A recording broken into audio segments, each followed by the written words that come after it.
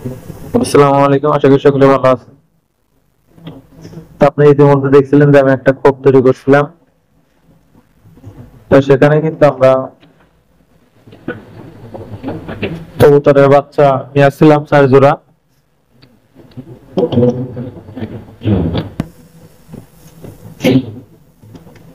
তো আমাদের কাছে গেলে ঘরের ভিতরে চলে যায়, কারণ আমি একটু দূর থেকে দেখাচ্ছি। তাদের যে খাবারটা আমরা সর্বপ্রথম দিয়েছিলাম, যদিও খুব ছোট আনছিলাম, যেটা নিজে খাইতে পারতো না, খাওয়াই দিতে হয়েছে। তা মোটামুটি ইনশাল্লাহ এখন ভালোই বড় হয়েছে আলহামদুলিল্লাহ।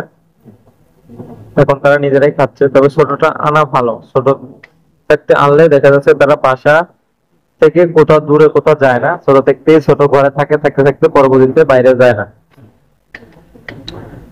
তা সবসময় চেষ্টা করতে হয় ছোট কবুতর এবং ভালো জাতের ভালো মানের কবুতর পোষার।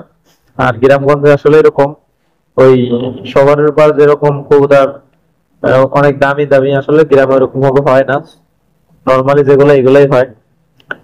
তবে আমি মনে করি কবুতর একটা শখের জিনিস, এটা আসলে শখ ছাড়া পালাটা খুব কঠিনই মনে করবো।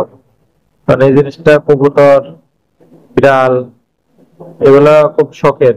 এগুলা যে সে পালতে চাইলেও পারে না, আবার অনেক সময় পালতে পারে না। আমার কাছে খুবই ভালো লাগে।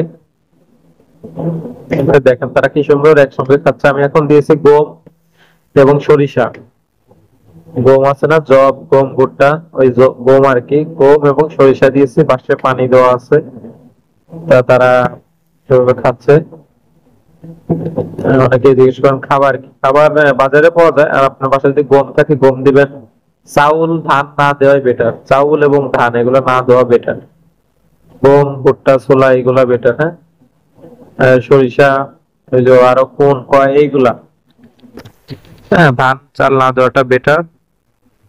এই ছিল ভিডিওটা।